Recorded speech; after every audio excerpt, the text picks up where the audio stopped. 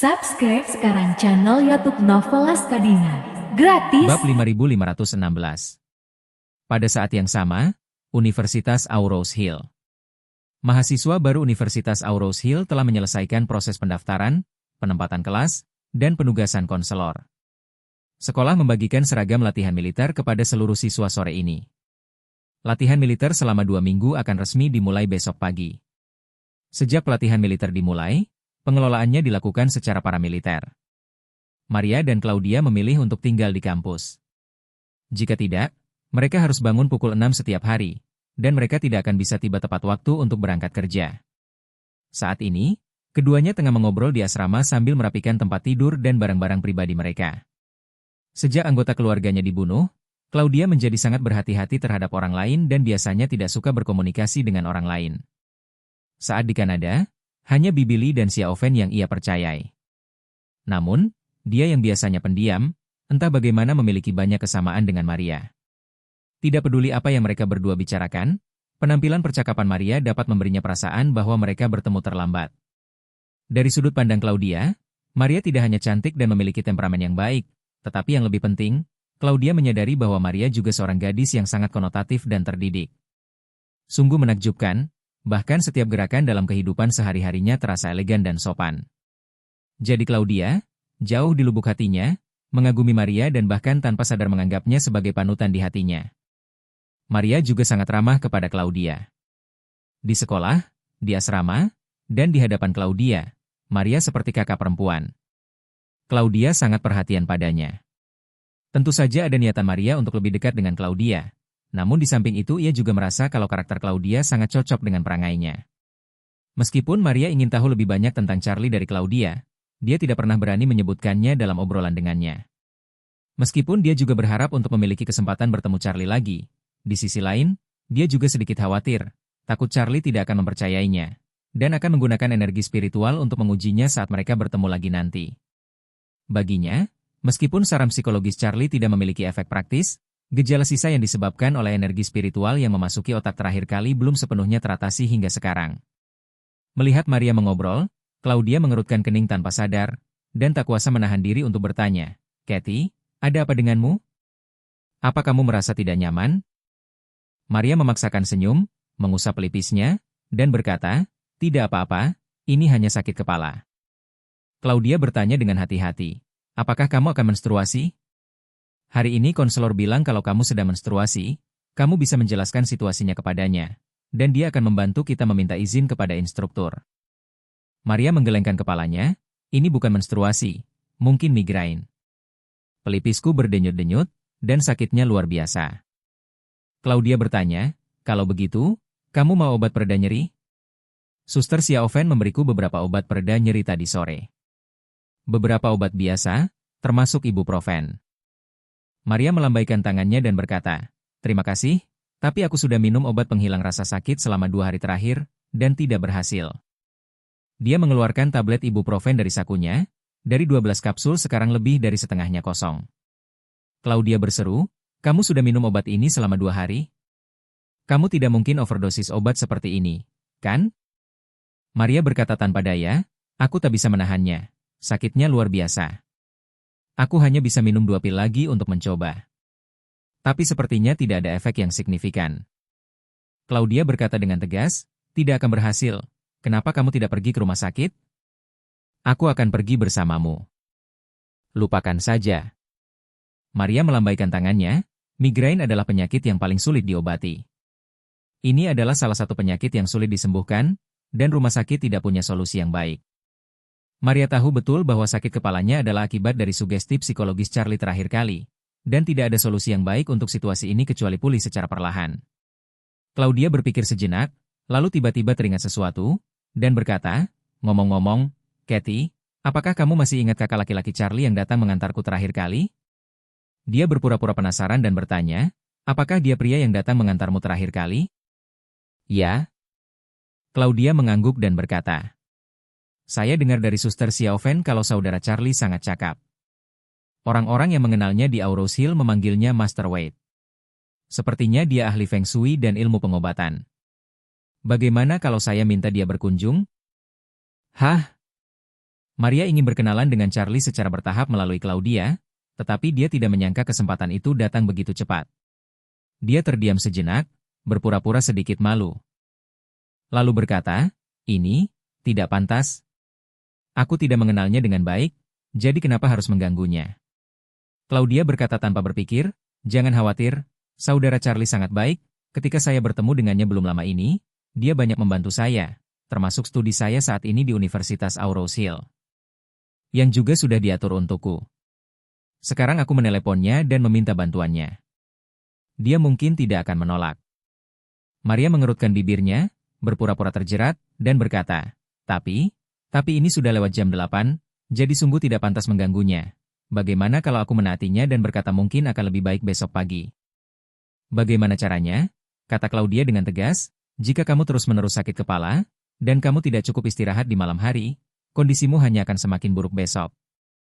Belum lagi kamu harus ikut latihan militer besok.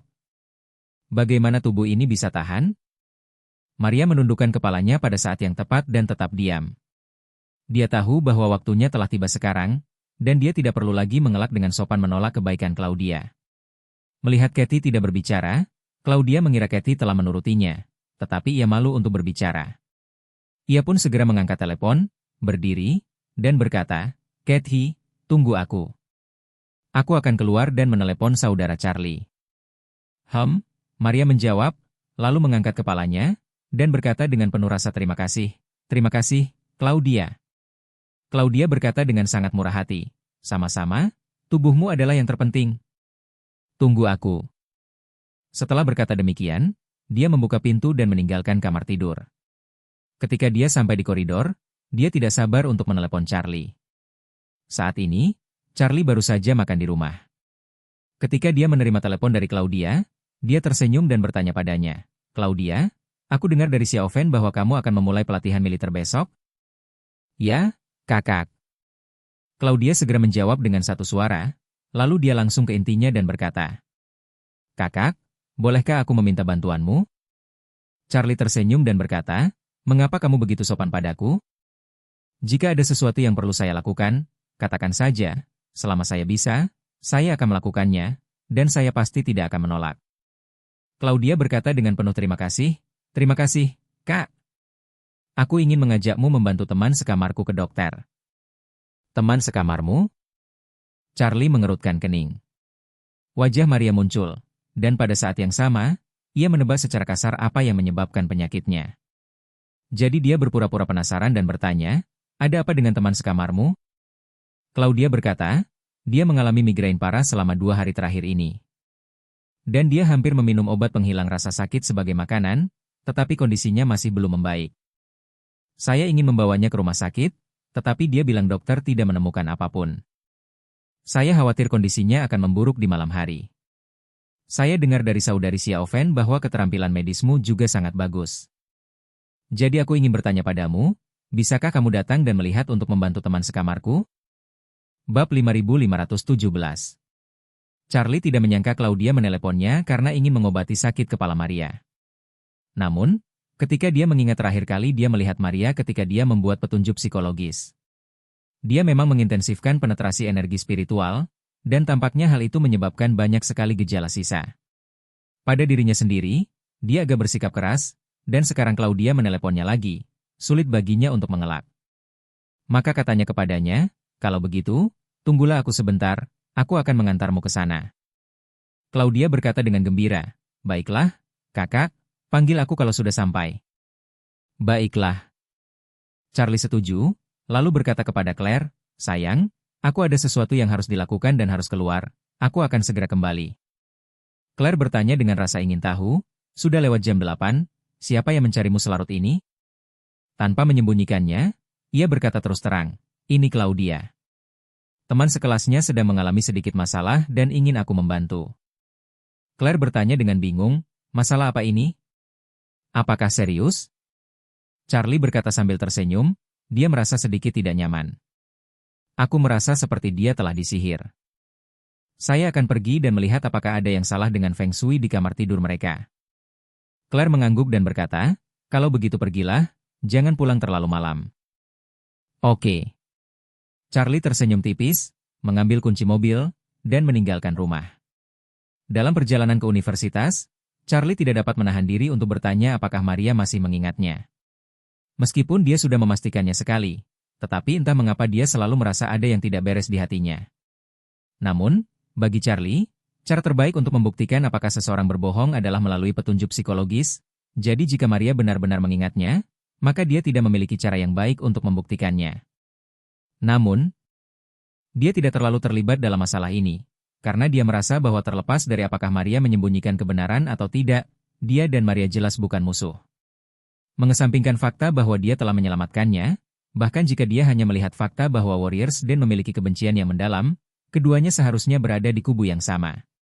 Oleh karena itu, dengan pengetahuan ini, apakah Maria berbohong atau tidak, bukanlah hal yang penting bagi Charlie. Di asrama putri saat ini, Claudia mengganti gaun yang dikenakannya di asrama dan memakai lipstik di cermin. Maria melihatnya dan tak bisa menahan senyum dan berkata, "Claudia, sudah larut malam, kenapa kamu masih pakai lipstik?" Claudia berkata dengan sedikit malu-malu, "Apakah aku tidak akan keluar untuk menjemput kakak Charlie? Jika aku tidak menjemputnya, dia pasti tidak akan bisa datang." Maria menatapnya dari atas ke bawah, membuka mulutnya, dan berkata, "Kata orang, wanita adalah mereka yang menyenangkan diri mereka sendiri. Saat kamu pergi menjemput orang di malam hari, kamu mengenakan pakaian formal dan lipstik. Apakah saudara Charlie ini kekasih impianmu?" Claudia menggelengkan kepalanya berulang kali. Merasa bersalah setelah merapikan rambutnya, dia berkata dengan tidak wajar, "Bukan begitu. Aku menganggap adikku Charlie seperti saudaraku sendiri, dan dia banyak membantuku. Aku sangat berterima kasih padanya." Maria berkata dengan serius, "Terkadang cinta diubah selangkah demi selangkah melalui rasa syukur, dan jika cinta adalah buah, maka rasa syukur adalah salah satu pupuk terbaik." Claudia berkata dengan gugup, "Kathy, tolong jangan bicara omong kosong, kakak Charlie sudah menikah, jika omongan seperti ini keluar, itu akan memengaruhi kebahagiaan keluarga orang lain. Lagi pula, aku sama sekali tidak menganggapnya sebagai kekasih impianku." Maria tersenyum tipis, lalu berkata dengan nada sedang, "Kamu tidak perlu memberitahuku, asalkan kamu bisa meyakinkan dirimu sendiri." Claudia berkata dengan panik, "Aku tidak akan bicara omong kosong padamu, aku akan turun dan menunggu saudara Charlie, dan aku akan menjemputnya saat dia tiba." Maria bertanya, "Apakah dia sudah sampai?" "Belum." Claudia berkata tanpa berpikir, "Aku akan turun dan menunggunya sebentar. Jangan sampai aku turun dan membuang-buang waktu setelah dia tiba." Maria tidak bercanda lagi, mengangguk ringan, dan berkata, "Terima kasih, Claude, aku tidak akan turun. Sakit kepala banget nih, tolong kasih tahu dia, nanti dia pikir aku nggak tahu sopan santun." "Oke." Claudia mengangguk dan berkata, "Tunggu saja di sini. Aku akan menyapa pengurus rumah tangga, dan aku akan membawanya ke atas. Kakak Charlie sangat cakap, asal dia datang, migrainmu pasti sembuh." Setelah berkata demikian, dia bergegas meninggalkan asrama, turun ke bawah, dan menunggu. Maria terpaksa tersenyum sepanjang waktu karena sakit kepala parahnya. Setelah Claudia pergi, kulitnya tiba-tiba menjadi sangat lemah dan sakit, tetapi meskipun begitu, dia secara tidak sadar pergi ke cermin untuk melihat dirinya di cermin dan menegakkan tubuhnya. Dia mengusap pipinya agar otot-otot wajahnya tidak terlalu tegang. Namun dalam pikiran bawah sadarnya, dia khawatir Charlie akan melihat wajahnya yang sakit dengan buruk. Lebih dari 10 menit kemudian, Charlie berkendara ke universitas. Dia langsung melaju ke lantai bawah asrama putri untuk mahasiswa asing. Dia hendak menelepon Claudia tetapi mendapati dia berdiri di pinggir jalan. Claudia juga mengenali plat nomor Charlie dan berlari ke arahnya dengan gembira. Ketika Charlie menghentikan mobil dan mendorong pintu ke bawah, Claudia juga datang kepadanya dan berkata dengan sedikit malu-malu, "Kakak, kamu di sini." Charlie mengangguk sedikit, lalu bertanya padanya, "Bagaimana denganmu? Bagaimana kabar teman sekamarmu?" Claudia menjawab, dia masih sakit kepala dan belum sembuh. Dia sedang menunggu di asrama sekarang. Dia memintaku untuk memberitahumu bahwa dia sedang sakit kepala parah, jadi dia tidak akan turun untuk menjemputmu. Kuharap kau tidak menganggapnya sebagai tindakan yang tidak sopan. Charlie mengangguk dan tersenyum, "Tidak apa-apa, aku akan naik dan menemuinya." Setelah selesai bicara, ia teringat sesuatu, lalu bertanya pada Claudia, "Bolehkah aku masuk asrama putri? Waktu aku sekolah dulu, anak laki-laki tidak boleh masuk. Claudia tersenyum dan berkata, saya juga mendengar bahwa anak laki-laki tidak diperbolehkan memasuki asrama perempuan biasa, tetapi asrama mahasiswa asing tidak dikontrol seketat itu. Jika lawan jenis berkunjung, asalkan para gadis membantu mendaftar, mereka boleh masuk, tapi aturannya jam 11 malam. Kalian harus keluar sebelum jam tersebut, dan kalian tidak boleh menginap. Charlie mengangguk, kalau cuma sakit kepala ringan, mungkin akan segera teratasi, dan tidak akan memakan waktu lama. Claudia sangat gembira, dan segera mendaftar ke lantai bawah di asrama, dan bergegas kembali ke asrama. Ketika mereka sampai di pintu asrama, sebelum Claudia membuka pintu, cincin di saku Charlie mulai menari lagi. Untuk kinerja benda ini, Charlie sudah lama mengenalnya. Sekarang di matanya, hanya ada 2 penggunaan yang diketahui dari jaringan curang ini. Salah satu tujuannya adalah menipu auranya tanpa tujuan apapun, dan tidak memberikan imbalan apapun. Tujuan lainnya adalah untuk memahaminya sebagai sensor yang hanya efektif untuk Maria. Selama Maria ada di depannya, benda ini akan banyak melonjak, seolah-olah ada sesuatu yang serius. Bab 5518. Charlie memasukkan tangannya ke dalam sakunya, mencoba yang terbaik untuk mengendalikan ketukan cincin itu. Dan pada saat yang sama tidak bisa menahan kutukan di dalam hatinya, kupikir kau adalah bayi yang luar biasa, tapi setelah bekerja padamu untuk waktu yang lama. Fungsi ini sangat lemah dan tidak bisa lebih lemah lagi, di hari lain. Aku harus melemparmu ke Ervin, biarkan dia menguburmu di jamban. Saat Claudia mendorong pintu kamar tidur, Charlie melihat Maria, yang agak pucat, duduk di kursi di depan meja dengan alisnya berkerut. Melihat Charlie masuk, dia segera berdiri, dan berkata dengan sedikit canggung dan lemah. Tuan Wade, saya benar-benar minta maaf merepotkan Anda datang ke sini selarut ini. Charlie menatapnya dan berkata sambil tersenyum. Nona Kathy, Anda tidak perlu bersikap sopan, Anda adalah teman sekamar Claudia, jadi saya harus datang ke sini. Claudia buru-buru berkata, Kak Charlie, nggak usah terlalu sopan, panggil saja dia Kathy. Enggak apa-apa. Lalu dia berkata kepada Maria, Kathy, kakak Charlie 10 tahun lebih tua dariku, dan hampir 11 tahun lebih tua darimu, kenapa kamu tidak melakukan hal yang sama sepertiku dan memanggilnya kakak Charlie? Maria sedikit terkejut, ragu sejenak, lalu berkata kepada Charlie dengan hati-hati, kakak Charlie. Melihat ini, Charlie tersenyum riang, karena kau memanggilku kakak. Kau sama seperti Claudia. Sama-sama. Kathy, Claudia bilang kamu sakit kepala parah. Ada apa? Bisakah kamu ceritakan padaku? Mendengar ini, Maria tak kuasa menahan diri untuk memfitnah dalam hatinya, Charlie, dasar penjahat. Semua gara-gara kau aku sakit kepala parah begini, tapi kau pura-pura baik-baik saja dan bertanya apa yang terjadi. Tidakkah kau memikirkannya? Meskipun hatinya merasa bersalah, ia tak berani membiarkan Charlie melihatnya. Lalu ia menarik pelipisnya dengan satu tangan, dan berkata dengan sedih. Aku tidak tahu apa yang terjadi, aku baik-baik saja sepanjang waktu, tetapi pada hari pelaporan ke sekolah, aku mulai mengalami sakit kepala tanpa alasan. Dan sakit kepala seperti ini benar-benar mengerikan, rasanya seperti jarum yang tak terhitung jumlahnya telah tertancap di otak saya, dan kemudian jarum-jarum ini masih terhubung ke seutas benang. Dan benang itu terus-menerus tertarik maju mundur seiring denyut nadiku, rasa sakitnya hampir seperti akan meledak. Maria berkata lagi pula, aku minum banyak obat pereda nyeri 2 hari ini, tapi pada dasarnya tidak mempan. Waktu di rumah, aku sampai pingsan di rumah. Charlie terkejut saat mendengar hal itu. Dia tidak pernah menyangka bahwa isyarat psikologisnya tentang penggunaan kekuatan yang terlalu besar terakhir kali akan membawa akibat serius seperti itu kepada Maria. Dan Maria juga diam-diam berpikir, jika aku tidak memberitahu, Charlie tidak akan pernah tahu betapa menyakitkannya aku disiksa olehnya. Saya harap hati nuraninya sedikit tersiksa karenanya. Pada saat ini, Charlie, dalam hatinya, rasa bersalah yang tak terelakkan, memikirkan seorang gadis berusia 17 tahun yang hampir mati di tangan Warriors Den. Tidak apa-apa, bersembunyi di Cina untuk belajar di universitas, dan dilempar sampai mati oleh auranya sendiri, itu tidak mudah.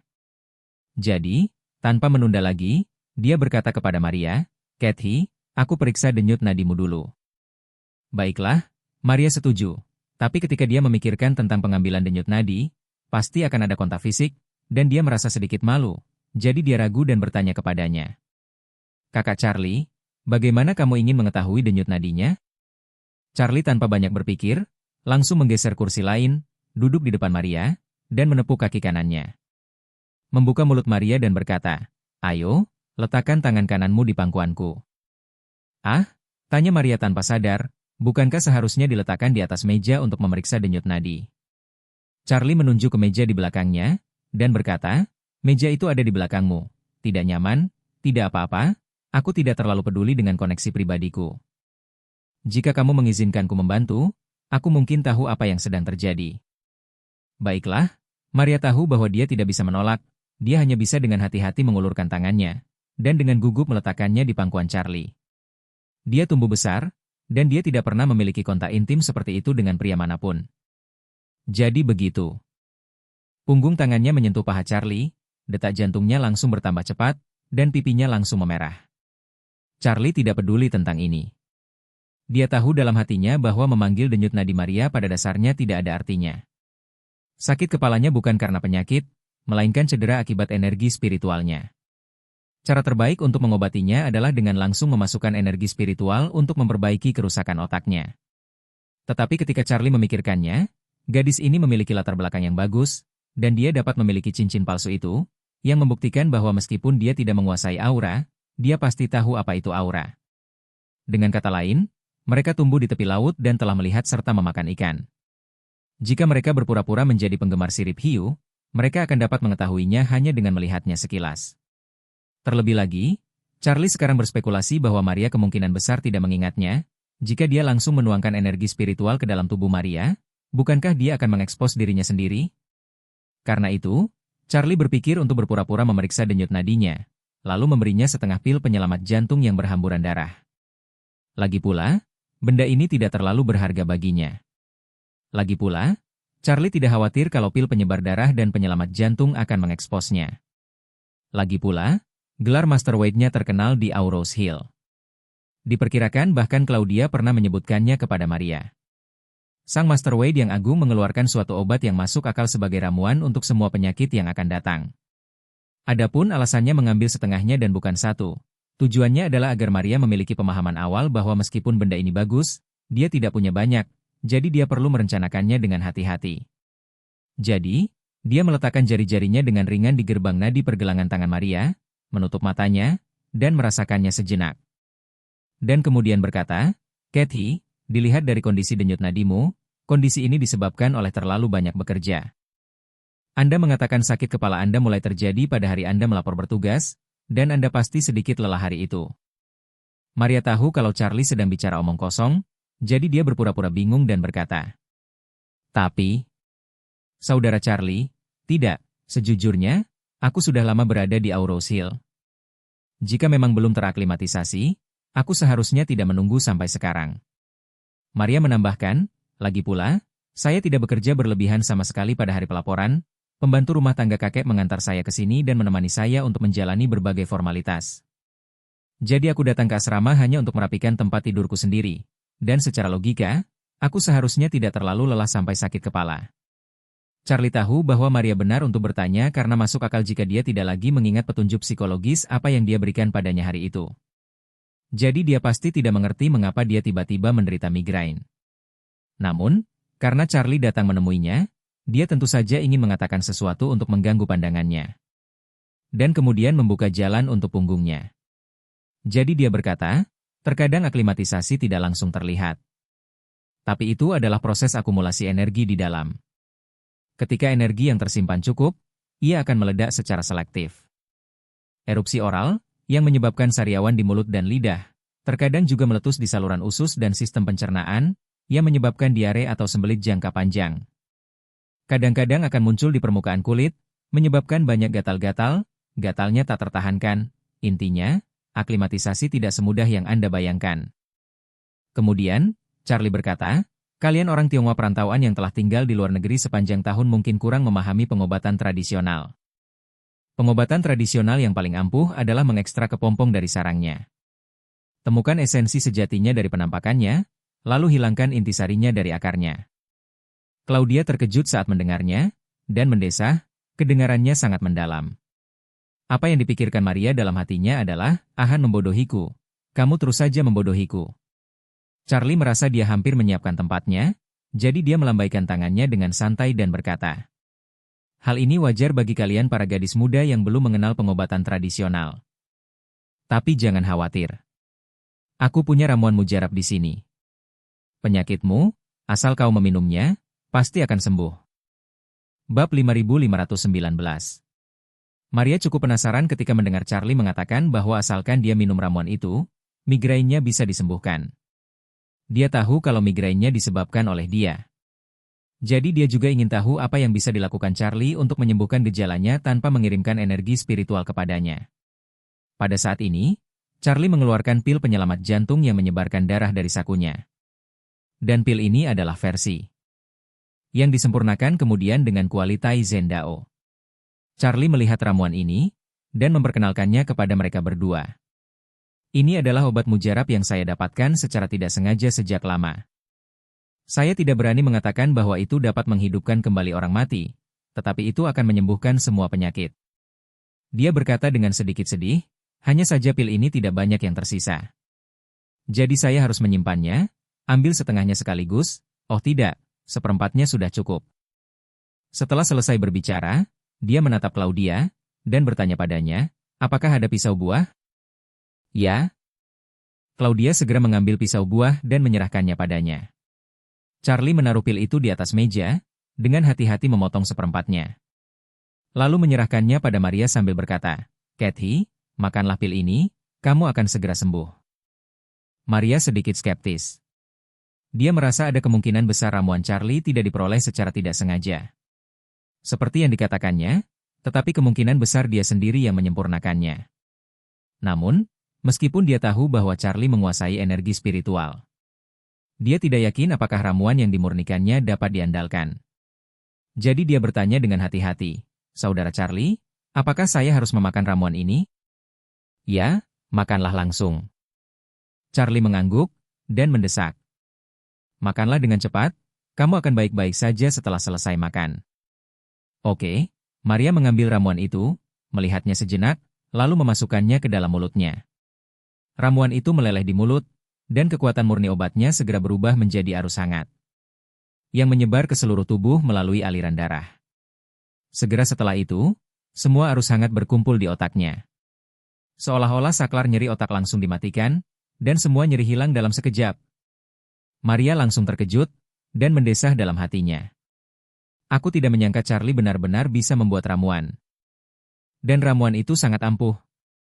Aku hanya minum seperempatnya dan itu menyembuhkan luka yang dia sebabkan padaku. Khasiat obat mujarab ini sungguh menakjubkan. Claudia di samping bertanya kepada Maria dengan rasa ingin tahu saat ini. Kathy, bagaimana perasaanmu? Apakah pil ini efektif? Maria menarik pikirannya dan berpura-pura gembira dan berkata dengan kaget, kepalaku tidak sakit sama sekali. Setelah itu, dia menatap Charlie dan berkata dengan penuh semangat. Saudara Charlie, ramuanmu terlalu kuat. Mengetahui bahwa seperempat pil ini pasti dapat menyembuhkan sakit kepala Maria. Namun dia juga tahu betul dalam hatinya bahwa Maria adalah seorang gadis yang telah melihat dunia. Dia pasti tahu sesuatu tentang aura jika dia bisa memiliki cincin itu dan diingat oleh penguasa sarang prajurit. Yang perlu dikhawatirkannya sekarang adalah dia tidak boleh menggunakan ramuan ini untuk menebak bahwa dialah dermawan yang menyelamatkannya di Eropa Utara. Jadi, Charlie dengan santai berkata, saya membeli pil ini dari Antique Street karena keberuntungan saya. Maria juga menebak apa maksudnya dengan mengatakan itu, dan tidak bisa menahan desahan. Akan sangat bagus jika saya bisa membeli beberapa pil ampuh lainnya dan menyimpannya untuk berjaga-jaga. Charlie mengangguk, jika dia membawa pil penghancur darah dan penyelamat jantung bersamanya. Itu memang akan menyelamatkan hidupnya di saat-saat kritis. Warnia hampir terbunuh di Jepang saat itu. Namun dia selamat hanya karena pil penyelamat yang menyebarkan darah yang diberikannya saat itu. Begitu dia memikirkan hal ini, dia tiba-tiba berpikir bahwa jika Earl of the Warriors Den benar-benar datang ke Aurous Hill, Maria akan berada dalam bahaya. Tapi bagi Charlie, begitu Earl of the Warriors Den datang ke Aurous Hill, dia pasti akan mengerahkan seluruh energinya untuk melindungi kakek neneknya dan keluarganya. Dan saat itu, dia mungkin tidak punya waktu untuk mengurus Maria. Pada saat itu, Maria mungkin hanya bisa memohon lebih banyak berkat untuk dirinya sendiri. Memikirkan hal ini, Charlie merenung sejenak, menyerahkan sisa ramuan padanya, dan berkata, Saya pikir ada kemungkinan besar Anda masih belum beradaptasi dengan lingkungan Aurose Hill. Mungkin Anda akan mengalami migrain seperti ini lagi di masa depan. Sisa pilnya akan kuberikan padamu. Dan simpan saja untuk keadaan darurat. Melihat Charlie menyerahkan ramuan itu, Maria terkejut. Dia tahu bahwa ramuan yang diberikan Charlie padanya benar-benar luar biasa. Dan itu sudah merupakan suatu kebaikan yang besar karena bisa mendapatkan setengahnya. Terlebih lagi, Charlie telah meletakkan dasar begitu lama dan terus mengatakan bahwa ramuan ini sangat berharga. Jadi Maria bisa memahaminya. Terlihat bahwa Charlie awalnya tidak berencana memberikan pil yang tersisa padanya. Namun, saat itu Charlie tiba-tiba menyerahkan pil tersebut, yang membuat Maria terkejut. Setelah sadar kembali, dia dengan cepat melambaikan tangannya dan berkata, "Saudara Charlie, ramuanmu sangat berharga. Aku tidak bisa menerimanya." Charlie menatapnya, dan tiba-tiba merasa sedikit kasihan padanya di hatinya. Sudah sangat sulit untuk bersembunyi dari Warriors dan setelah pertemuan hampir mati. Tapi mungkin saja tidak lama setelah dia datang ke Aurose Hill. Kemungkinan besar dia bisa ditemukan dan dilacak lagi. Jadi dia menertawakan dirinya sendiri dan berkata, "Itu berharga, tapi hanya itu saja. Saya menjual melon dan membanggakannya. Melon itu sudah dipotong-potong dan tidak mudah disimpan. Sebaiknya kamu simpan saja." Saat itu, Maria melihat rasa kasihan yang tersembunyi di mata Charlie. Apakah itu untuknya? Saat ini, Claudia di samping tidak tahu betapa berharganya pil ini. Tapi hanya tahu bahwa Charlie baik pada Maria, jadi dia berkata, "Ya, Kathy, minum saja obat ini, besok latihan militer akan dimulai. Jika Anda menderita migrain lagi, Anda tidak akan mampu bertahan lagi. Kamu simpan obat ini, dan jika kamu sakit kepala lagi, kamu bisa mengambil 1/4 lagi." Charlie juga bersikeras, "Kathy, Claudia benar, kamu harus menyimpan ramuan ini dulu. Lagi pula, kamu mungkin lebih membutuhkannya daripada aku, dan jika Claudia membutuhkannya, kamu juga bisa memberikannya padanya, yang merupakan perlindungan lebih untuk kalian berdua." Bab 5520. Maria terdiam sejenak, lalu mengangguk ringan, dan berkata dengan sungguh-sungguh, "Saudara Charlie, terima kasih. Terima kasih kembali." Melihatnya menerima ramuan itu, Charlie tak dapat menahan napas lega. Menurutnya, dia bisa berbuat banyak untuk Maria. Dia sekarang punya pil permajaan, tapi Maria sudah melihat dunia. Dan dia benar-benar tidak berani memberinya pil permajaan. Jadi 3/4 dari versi yang disempurnakan dari pil penyelamat jantung penebar darah diambil sebagai jaminan untuknya. Melihat hari sudah mulai larut, Charlie berdiri dan berkata kepada mereka berdua, "Baiklah, karena Kathy baik-baik saja sekarang, aku harus kembali." Claudia merasa sedikit enggan, dan tidak dapat menahan diri untuk bertanya, "Kakak, kamu sudah berdiri di sini. Kamu mau duduk sebentar? Aku akan ambilkan segelas air." "Tidak perlu." Charlie tersenyum kecil dan berkata, "Ini asrama putri, aku sudah tua di sini. Tidak pantas untuk tinggal terlalu lama jika aku menunggu sedikit lebih lama. Kurasa bibi asrama akan datang dan mengusirku." Saat dia berbicara, Charlie teringat sesuatu, dan berkata, "Oh, ngomong-ngomong. Kalian berdua akan memulai latihan militer besok, latihan militer sangat sulit. Jadi, jika kalian berdua tidak ada kegiatan selama ini, usahakan untuk tidak meninggalkan sekolah." Claudia tidak bisa mengerti arti kata-kata Charlie. Dia mengangguk tanpa sadar dan berkata, "Kakak Charlie, aku sudah bicara dengan Bibi dan kakak Xiaofen. Saya telah mengatakan hal itu selama 2 minggu latihan militer. Saya akan tetap di sekolah dan tidak pergi kemanapun." Maria menduga Charlie mungkin khawatir tentang keselamatannya. Jika tidak, dia tidak akan memberikan pil yang tersisa padanya. Meskipun dia tidak tahu alasan spesifik mengapa Charlie khawatir tentang keselamatannya. Dia masih berkata, "Kakak Charlie, jangan khawatir, aku juga sedang sekolah akhir-akhir ini. Dan aku tidak akan pergi kemanapun." "Bagus," kata Charlie dengan nada santai. Dia merasa bahwa sebenarnya sangat mudah untuk bersembunyi di lingkungan universitas yang relatif tertutup. Selama Maria tidak meninggalkan universitas selama periode ini. Bahkan jika Earl of the Warriors Den datang, akan sulit menemukannya. Dan dia sudah meminta Arvin untuk melepaskan umpannya. Begitu Earl of the Warriors Den benar-benar datang ke Aurose Hill, dia pasti akan menemukan kesempatan untuk membunuhnya.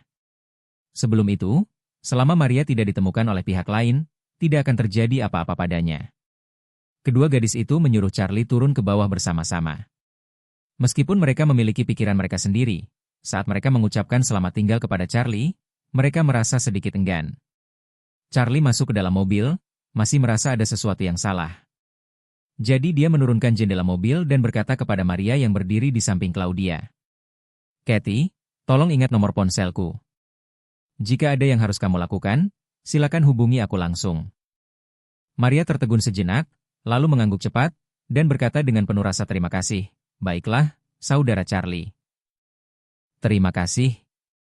Setelah selesai berbicara, dia mengeluarkan ponselnya dan menuliskan nomor ponsel yang didiktekan oleh Charlie. Charlie berkata kepada Claudia lagi, "Claudia, kamu juga, ingat untuk menghubungiku segera setelah kamu memiliki sesuatu untuk dilakukan." Claudia tersenyum manis, "Aku tahu, kakak." Charlie merasa lega dan berkata, "Baiklah, kalian kembali, aku pergi." Setelah itu, dia menyalakan mobil dan melaju meninggalkan universitas. Dalam perjalanan kembali ke asrama, Claudia berkata dengan sedikit kecewa, "Oh, aku tidak tahu apakah ada pria lain sebaik saudara Charlie di dunia ini." Maria mengerutkan kening, memikirkan sesuatu sepanjang waktu. Mendengar apa yang dikatakan Claudia, dia tanpa sadar berkata, "Seharusnya tidak mungkin menemukan yang kedua. Tapi kalau kamu benar-benar menyukainya, bukan tidak mungkin untuk memperjuangkannya." Claudia berkata dengan malu-malu, "Kathy, omong kosong apa yang kamu bicarakan?" Maria tersenyum dan berkata, "Kamu tidak sabar untuk menuliskan kata cinta di wajahmu, dan kamu masih berani memanggilku omong kosong." Claudia melihat sekeliling dengan gugup, tidak melihat siapapun, lalu dia merendahkan suaranya dan berkata kepada Maria, "Kathy, jangan bicara omong kosong tentang hal-hal seperti itu di masa depan, meskipun aku mengagumi Charlie. Jadi apa? Dia sudah menikah, dan itu hanya momen emosi bagiku, hanya saja hidup ini kehabisan waktu." Maria berkata dengan serius, "Karena kamu menyukainya, selama dia juga menyukaimu, apa bedanya kamu besar atau kecil?" Claudia tersipu malu, tidak berani menatap Maria, dia berkata dengan kesal, Kamu memiliki pandangan yang salah." Maria bertanya dengan heran, "Apakah aku punya satu? Bukankah manusia hidup untuk membahagiakan diri sendiri? Jika kamu menyukai seseorang, tetapi kamu tidak bisa bersamanya, maka kamu mungkin tidak akan bisa bahagia dalam hidup ini, bukan?" Claudia berkata dengan serius, "Meskipun kamu tidak bisa bahagia, kamu tidak bisa menghancurkan keluarga orang lain." Maria menggelengkan kepalanya, katanya, "Saya berbicara tentang integrasi. Integrasi berarti menjadikanmu bagian dari keluarganya. Ini bukan penghancuran." Terkejut dan malu, Claudia mendorong pintu kamar tidur dengan panik. Dan langsung menuju kamar mandi sambil bergumam, "Pandanganmu terlalu bengkok, aku tidak akan memberitahumu lagi, mandilah dulu." Maria memperhatikan punggungnya memasuki kamar mandi, dan bergumam dengan suara yang hanya bisa didengarnya. "Apa yang salah dengan pandanganku? Bukankah itu benar? Peradaban manusia telah ada selama ribuan tahun. Bukankah monogami baru tersedia dalam beberapa dekade terakhir?" Setelah selesai berbicara, dia menggelengkan kepalanya dan bergumam lagi. "Benar sekali. Charlie memberiku ramuan itu, dia juga memberitahuku untuk tidak meninggalkan universitas dalam waktu dekat. Kurasa dia pasti berpikir aku akan berada dalam bahaya dalam waktu dekat. Mungkinkah orang-orang Warriors Den sudah tiba di Aurous Hill? Bagaimana aku bisa memperlihatkan diriku secepat itu jika aku sangat berhati-hati sepanjang waktu?" Memikirkan hal ini, dia dengan cepat mengeluarkan 9 koin tembaga dari sakunya. Akhirnya dia naik ke tempat tidurnya, menggumamkan beberapa patah kata, dan melemparkan 9 koin tembaga ke tempat tidur. Dia menatap heksagram yang disajikan oleh 9 koin tembaga untuk waktu yang lama. Dan dia bahkan lebih bingung dalam hatinya, dilihat dari heksagramnya, aku tidak dalam bahaya dalam waktu dekat. Maria bahkan lebih terkejut lagi. Apakah Charlie terlalu khawatir? Pada saat ini, dia tiba-tiba merasakan ketegangan yang tidak dapat dijelaskan. Dia tiba-tiba memikirkan sebuah pertanyaan, dan berseru dalam hatinya. Charlie pikir aku dalam bahaya. Dia pasti tahu orang-orang dari Warriors dan mungkin datang ke Aurous Hill. Karena aku belum mengungkapkannya, maka, mungkinkah Charlie akan mengungkapkannya? Pada titik ini, dia dengan cepat menceritakan ulang tahun Charlie yang telah dia selidiki sebelumnya. Dan kemudian menghitung hari ulang tahunnya, dan mengucapkan beberapa patah kata dalam mulutnya tanpa suara. Setelah itu, lemparkan lagi 9 koin tembaga itu ke tempat tidur. Kemudian, dia memusatkan pandangannya pada 9 koin tembaga. Dan tiba-tiba merasakan sakit di hatinya. Tidak. Charlie dalam bahaya.